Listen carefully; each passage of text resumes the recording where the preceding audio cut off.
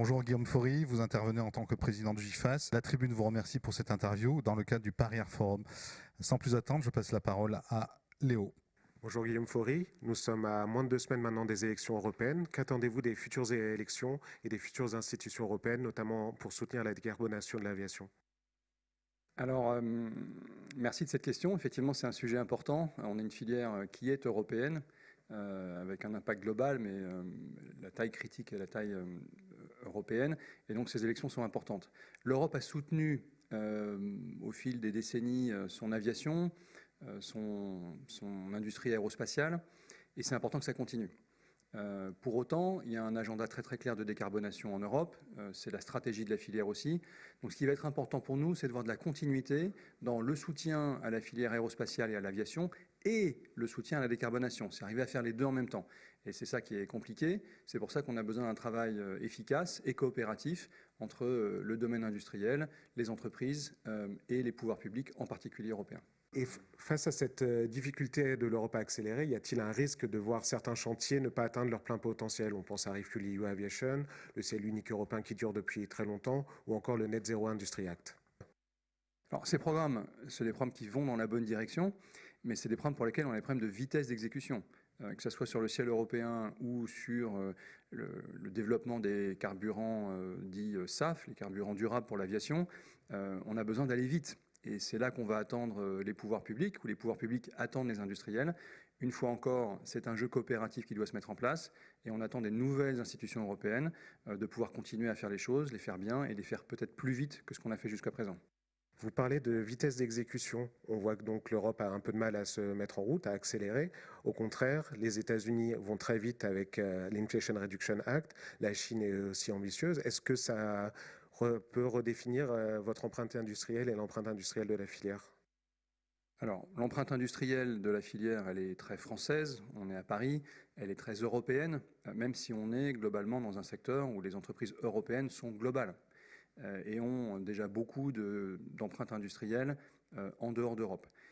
Je crois qu'aujourd'hui, on a vraiment besoin d'une Europe qui aille beaucoup plus vite, qui soit beaucoup plus au service de l'innovation, qui soit moins bureaucratique, peut-être qui réglemente moins aussi. C'est un constat que font tous les industriels et je crois qu'il est de plus en plus partagé aussi par beaucoup de politiques. Donc oui, il faut que Bruxelles s'empare de cet agenda de vitesse d'exécution. On a beaucoup de technologies qui arrivent. La caricature habituelle, c'est un petit peu face à une nouvelle technologie, les États-Unis innovent, l'Europe réglemente et la Chine planifie. Et réglementer n'est pas la façon la meilleure pour aller vite à un moment donné où il y a beaucoup de sujets de vitesse et de sujets aussi de taille critique, d'échelle. Et les États-Unis et la Chine, pris individuellement comme pays, sont beaucoup plus grands que les pays d'Europe. Et que quand les pays d'Europe se mettent ensemble, qu'ils arrivent à avoir une taille critique à peu près comparable aux autres grands blocs. Et c'est ça dont on a besoin. On a besoin d'une Europe qui fédère, d'une Europe qui permet des coopérations et d'une Europe qui permet à la taille critique européenne de s'exprimer beaucoup plus que c'est le cas aujourd'hui.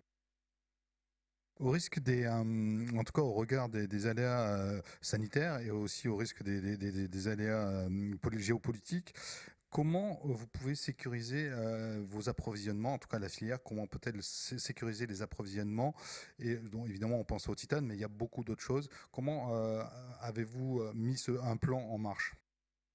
Alors, on a mis un plan en marche, d'ailleurs comme beaucoup d'autres industries, parce que le monde est en train de changer devant nous à toute vitesse.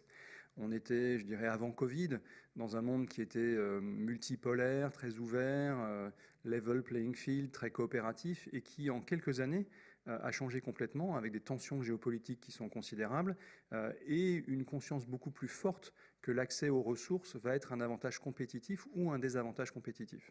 Dans ce contexte d'une industrie dont j'ai dit qu'elle était aujourd'hui très globale, elle source, elle s'approvisionne très globalement, elle distribue ses produits et ses services très globalement. Pour autant, elle a besoin d'être beaucoup plus résiliente à des tensions géopolitiques et à des difficultés d'approvisionnement, de matières premières ou de composants. Donc on est effectivement en train de restructurer, de changer beaucoup de choses pour être moins dépendant de points individuels de difficulté, ce qu'on appelle les single point of failure dans une chaîne d'approvisionnement, pour être beaucoup plus dupliqué, avoir plusieurs sources d'approvisionnement, être plus régional dans les sources d'approvisionnement, pour être moins sensible à des tensions géopolitiques, à des embargos ou à des restrictions, ou même des difficultés d'accès ou des prix qui seraient difficiles à assumer en fonction de ces évolutions. Après, il y a des sujets spécifiques sur les matériaux. Et l'Europe, la France s'occupe de ces matériaux critiques et de l'accès aux matériaux critiques. Et puis dans la filière, on a fait un certain nombre de choses en filière pour pouvoir, on se branche bien avec les autorités européennes et françaises pour faire partie de l'effort global, mais on a aussi des actions spécifiques, ce qu'on a fait collectivement avec Aubert et Duval pour recréer une filière européenne qui soit pérenne dans le domaine des aciers, des métaux de haute technologie spécifique à l'aviation, en particulier dans le cadre du titane, mais pas seulement, ça va dans cette direction-là. Voilà. Après, chaque acteur prend aussi ses dispositions particulières, il y a des sujets collectifs et il y a beaucoup de sujets individuels. Et à quelle échéance vous pensez que justement cette filière sera sécurisée au niveau de ses approvisionnements? Est-ce qu'il y a une échéance? Non, je pense que c'est un jeu permanent. Le monde va continuer à évoluer très très vite. On ne sera jamais complètement sécurisé parce que les choses bougent plus vite que la vitesse à laquelle on peut faire des mouvements dans la chaîne d'approvisionnement. Et donc voilà, il faut être en permanence à se poser la question des risques principaux et se couvrir sur les risques principaux. Certains sont communs à la filière. Ceux-là, on les traite dans le cadre du GIFAS ou même parfois collectivement à plusieurs filières ou au niveau de l'ASD en Europe, qui est l'Association européenne Aerospace and Defense. Et puis il y a des sujets qui sont individuels, une fois encore, où chacun va aller prendre ses précautions. Mais dans la filière, on a passé beaucoup de temps ces dernières années à traiter les sujets collectifs pour les traiter le mieux possible. On va parler un peu d'espace maintenant. Guillaume Faury, on a l'impression, on a le sentiment que le modèle européen est en train de s'effondrer. Comment voyez-vous le futur modèle? Donc évidemment, il y a dans les lanceurs le retour géographique qui va peut-être disparaître dans la compétition qu'a lancée l'ESA. Dans les satellites, il y a un vrai creux. Comment voyez-vous l'espace, en tout cas la filière spatiale de demain? Alors, je pense que c'est exagéré de dire qu'il y a un effondrement du modèle européen. Je pense qu'il y a un bouleversement dans le domaine du spatial à l'échelle globale. Il y a quelques nouveaux acteurs, il y a beaucoup d'argent qui est investi aux États-Unis en particulier, qui bouleverse la donne. Il y a des transitions de produits. Donc peut-être, je pense qu'il faut séparer un petit peu les sujets pour essayer de les traiter correctement. On a d'abord le sujet des lanceurs. On est dans une transition entre Ariane 5 et Ariane 6. On a d'ailleurs une rupture d'offre entre les deux parce qu'Ariane 6 était beaucoup plus long à mettre en vol que ce qui était prévu. On a eu le Covid, on a eu un certain nombre de raisons qui expliquent ça. Et puis on a perdu l'accès à l'espace en Europe par le fait que l'attaque russe en Ukraine nous a fait perdre Soyouz, que les crashs de Vega ont mis au sol Vega pour 2 ans. Et donc on est vraiment dans une situation qui est très critique. On va sortir de cette situation critique avec l'arrivée en vol d'Ariane 6 et le fait qu'on va retrouver la capacité de lancement, mais pas du tout au niveau de capacité d'investissement, de dépenses des États-Unis, qui ont un nombre de lancements annuels qui est largement supérieur à 100, alors que nous, l'année dernière, en Europe, on en a fait 2. Donc on a vraiment un problème d'échelle qui est très difficile à gérer et qui impose plus que jamais un travail collectif. Ce travail collectif, il doit être compétitif, et c'est vrai que les règles de geo-return, de retour géographique, avec lesquelles traditionnellement l'Europe a réussi à faire sa coopération, aujourd'hui sont rigides, ne sont pas très compétitives, et il faut les remettre en cause parce qu'on a besoin de faire évoluer notre modèle. Donc je pense que le modèle n'est pas complètement obsolète, il est très bouleversé par ce qui se passe autour, il faut s'adapter, c'est très darwinien, c'est la vitesse à laquelle on va s'adapter qui va nous permettre de survivre, et en l'occurrence, on fait bouger le modèle. Il y a des initiatives sur les lanceurs, et il y aura des opportunités de créer de la compétition tout en ayant, j'espère, la capacité à se retrouver collectivement les Européens autour de projets communs, parce que si on n'a pas l'échelle européenne, qui est déjà petite comparée aux États-Unis, mais qu'on n'a que l'échelle nationale, on n'a aucune chance d'y arriver. Après, on a le domaine des satellites. Alors, les constellations, Starlink, les nouvelles technologies qui arrivent, le New Space, remettent profondément en cause le modèle traditionnel. Là aussi, il faut être capable d'innover et d'aller vite. Ça, on est capable de le faire individuellement. Mais les satellites aussi sont des sujets dans lesquels il y a des gros besoins d'investissement pour des séries en général relativement petites. Et donc, il faut être capable de maximiser nos efforts en commun, la coopération, et puis peut-être faire bouger le modèle au niveau des acteurs, la façon dont ils vont vers le marché. Il y a des opportunités. IRIS² est une opportunité. On sait qu'elle est difficile à saisir et à faire matcher le budget, les très grandes ambitions de l'Union européenne et une réalité industrielle et des nouvelles technologies à mettre en place. Les acteurs sont mobilisés, j'espère qu'on va y arriver. Et donc on est dans une période de grands bouleversements, beaucoup de difficultés. Il y a beaucoup d'acteurs qui perdent de l'argent en ce moment parce qu'on est dans ce basculement et je ne suis pas pessimiste sur le fait qu'on va y arriver, mais il faut vraiment jouer collectif une fois encore.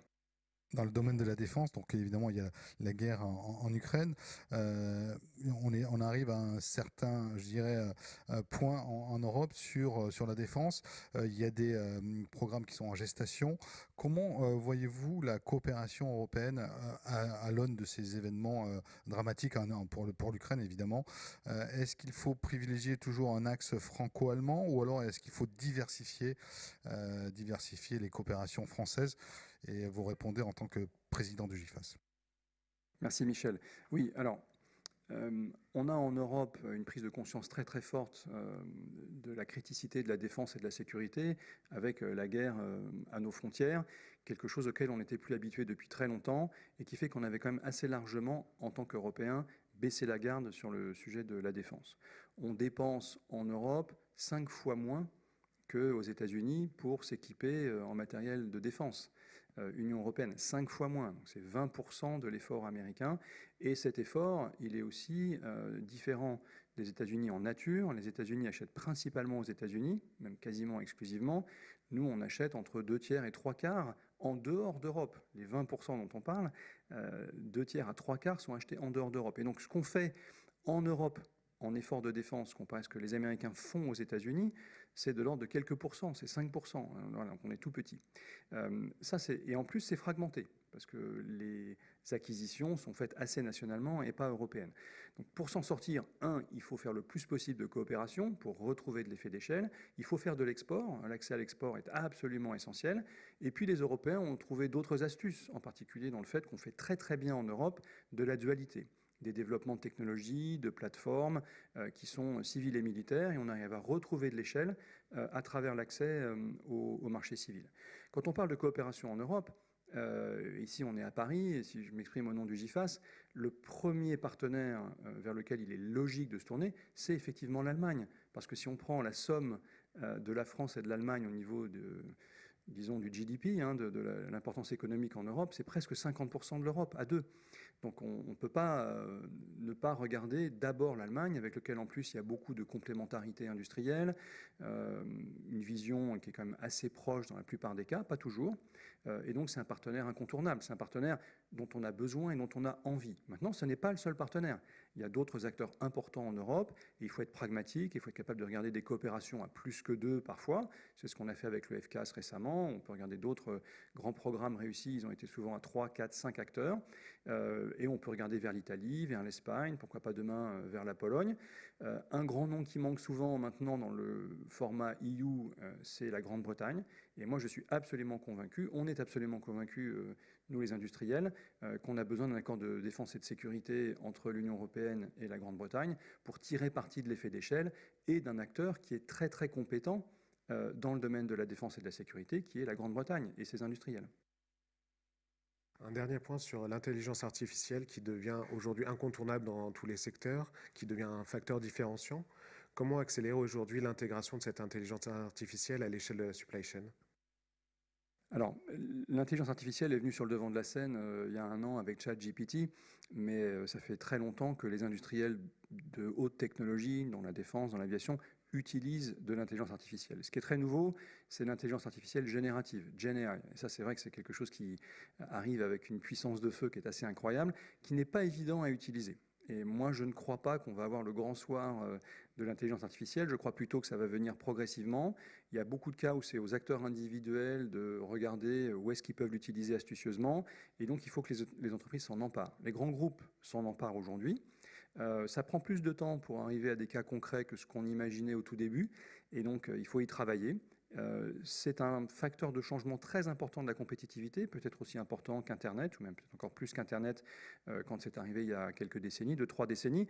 Donc il faut vraiment que ce soit sur la liste des priorités des chefs d'entreprise et aussi des responsables de filière.